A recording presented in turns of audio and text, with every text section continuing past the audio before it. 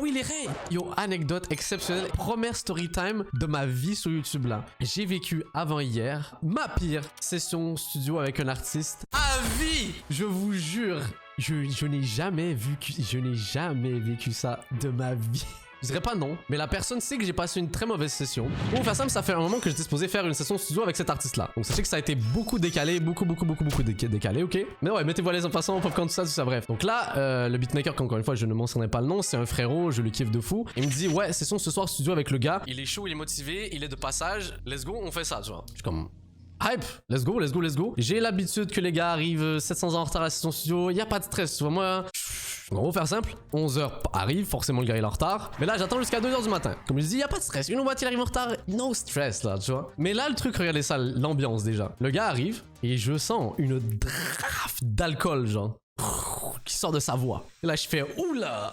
Oula, ça commence mal. Et pas que ça. Il n'a pas prévenu, mais il a ramené une meuf. Honnêtement, you know what? Y a pas de problème encore une fois. Tu veux ramener quelqu'un, la personne se pose, elle chill. Y a pas de problème. Moi, je suis un gars chill, tu vois. Mais là, vous commencez à sentir déjà l'ambiance, tu vois. Au moment où il arrive, mon pote, le beatmaker avec qui je suis, il me dit ah bro, j'ai oublié un câble. De toute façon, je suis pas très loin, 10-15 minutes, vas-y, je reviens en speed. Je suis comme pas de problème, bro, vas-y. Moi, je suis là de toute façon. Puis tu sais, moi, je suis quelqu'un, j'aime bien accueillir les gens, tu sais, je veux dire, être chill, on discute, tout ça. Sur là, le frérot, il arrive, il parle même pas. À peine bonjour, à peine rien, tu vois. En passant, c'était un gars passant les règles que j'ai donné de la force par le passé. C'est un gars qui est pas aussi connu qu'aujourd'hui, que j'ai donné beaucoup de force. Donc c'est un gars genre que techniquement il me connaissait, genre on s'avait déjà parlé vite fait en DM, tu vois. Donc voilà. Là c'est que là que les situations bizarres commencent à arriver. Et je tiens à dire un truc là. Et j'espère que vous allez retenir. J'ai été au début beaucoup trop gentil, mais genre vraiment beaucoup trop gentil. En passant, je vais juste éliminer certains blazes là que vous spammez dans le chat. Il vous dit non, je veux dire, c'est des gars chill en passant les règles. Tous les sons que j'ai sortis, c'est des gens que je kiffe personnellement, tu vois. On est que au début là, en passant les règles. Sur là, check ça. Mon ami part et en gros, le gars il dit je peux aller aux toilettes. Je suis comme ok, pas de problème, je donne les clés tout. Et la meuf dit je veux venir aussi. Ils sont restés 20 minutes aux toilettes. Déjà de base, j'ai fait what the fuck is going on? Donc là, mon gars là qui est allé chercher son câble, qui était supposé prendre un moment avant de revenir, il arrive, le gars est même pas sorti, tu vois. Soit là, le gars il sort. Déjà moi je le regarde bizarre. Honnêtement, je vous avoue, je le regarde déjà bizarre de fou là. Et là, le producer il commence à faire écouter, on écoute des prods, trucs comme ça. La meuf elle part instantanément, genre elle vient à peine, elle part. Je suis comme bon, whatever. Mais c'est même pas fini les règles, en passant c'est pas fini. Hein. Bizarre comme situation, vas-y venez on fait un son, puis même là bizarre l'ambiance là. Donc là, devinez ce qui arrive. Genre même pas 5 minutes avant que la meuf est partie, il reçoit un autre appel. Et il me dit ouais, j'ai une meuf, elle est en bas. Je suis comme comment ça mon meuf? Et là honnêtement, je pense qu'il pleuvait dehors et tout. Là j'ai fait comme vas-y, you know what, vas-y laisse. En plus j'étais fatigué là, j'étais comme vas-y laisse la rentrer là. Bref, les règles, là je vous préviens là, c'était un des moments les plus gênants de ma vie. La meuf arrive, on est toujours en train de faire écouter les instrus. La meuf elle est casse-couille. Elle arrive à dire waouh, les prods sont trop bien. Elle commence à danser, se mettre full à l'aise. Genre mais vraiment à l'aise, mais d'une puissance. Je suis comme en fait moi j'ai pas envie de je vais pas la tacler la meuf là, je veux dire je veux pas casser le délire. Et là le gars il commence à danser avec elle genre en mode bachata et tout, genre en mode coller. Et je vous jure les règles, je suis en train de texter le beatmaker. Je lui dis frère, je suis ultra gêné là. Je lui écris frère, qu'est-ce qui se passe là? Et en gros, et là c'est là que ça a été le moment où j'ai coupé la session. Le gars il s'assoit sur le canapé et la meuf commence à twerker sur lui. Comme ça, de nulle part, sans prévenir. Pendant que le frérot, en passant, ne me parle à peine. C'est pas une blague en passant là. Ce que je vous rappelle, c'est très réaliste ce qui se passe là. Alors là, vous savez ce que j'ai fait? J'ai texté le gars, le beatmaker, je lui ai dit viens coupe le micro.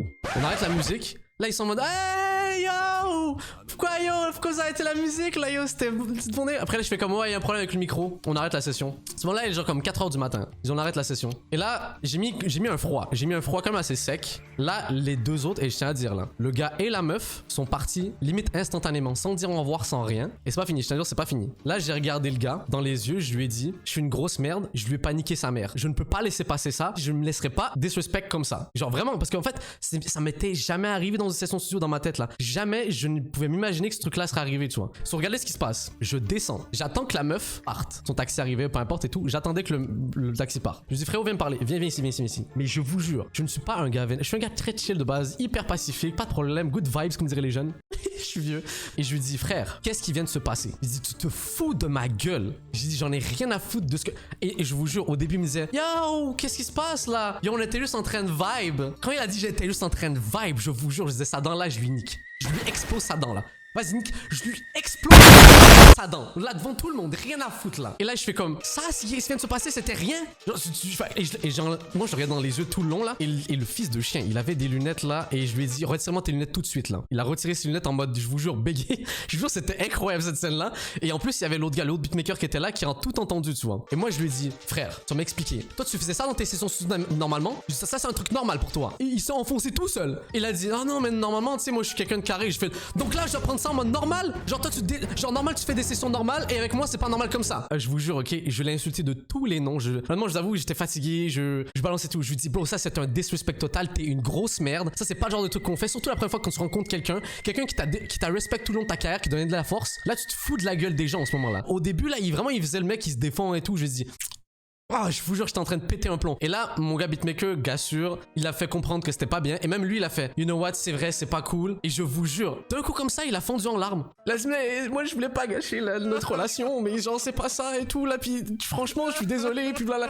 Je vois, il commence à fondre en larmes. Il dit, j'ai tout gâché et tout, genre, et blabla. Il me dit, j'avoue, j'étais un peu bourré et tout. Un peu. T'as vu tout ce qu'il y avait dans ton fucking club là? Un peu. Le ultimate foutage de gueule. Et j'avoue, ça, c'est pas bien ce que j'ai fait. C'est pas bien ce que j'ai fait, j'avoue. Écoutez bien ce qu'il a dit. Moi, je lui dis, le premier disrespect a été quand t'étais dans la toilette avec la meuf. Il me dit, j'ai rien fait avec la meuf. L'autre beatmaker, il est pas là, donc lui, il pouvait pas savoir la situation. Il a dit, on était là que 2 minutes. Je vous jure, il y a eu un silence, je l'ai regardé dans les yeux. Je vous jure, je lui ai dit, tu redis ça, je te pète les dents. J'en ai rien à foutre de quitter. Ne me mens pas en pleine face et ne mens pas devant mon pote en faisant croire que ça avait pas plus de 20 minutes que vous étiez là. Parce que la preuve, le gars est allé chercher jusqu'à chez lui et il est revenu, ils sont même pas encore sortis des toilettes. Donc voilà. J'étais très vénère, c'était très chiant, c'était la pire session. Il était 5h du matin et j'étais crevé, fatigué, je n'en pouvais plus.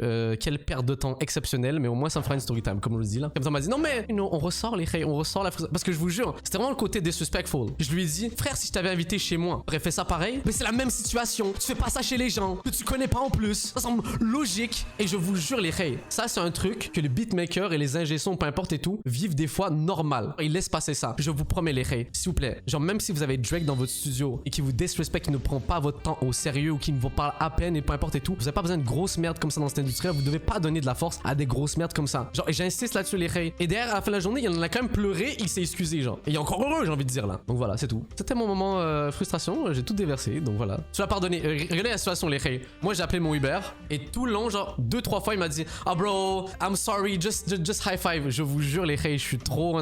Tout le long qu'il m'a fait ça, je ne lui ai jamais serré la main. Tu m'as niqué ma soirée, il te check même pas, genre. T'as donné la pire impression de la terre. En plus, je lui ai dit, frère, le monde à Montréal, c'est très petit, le monde de la musique là. T'inquiète pas que ça va savoir ce que t'as fait là. Honnêtement, je vous avoue, ok, je peux pas croire qu'il était juste bourré. Honnêtement, je lui ai dit, je te crois pas si tu me dis que t'as juste été bourré là. J'en ai déjà rencontré des rappeurs bourrés. J'ai déjà vu des rappeurs là qui sous peu importe et tout. Mais ils sont professionnels, ils font leur session studio, peu importe et tout là. Mais là, le gars là.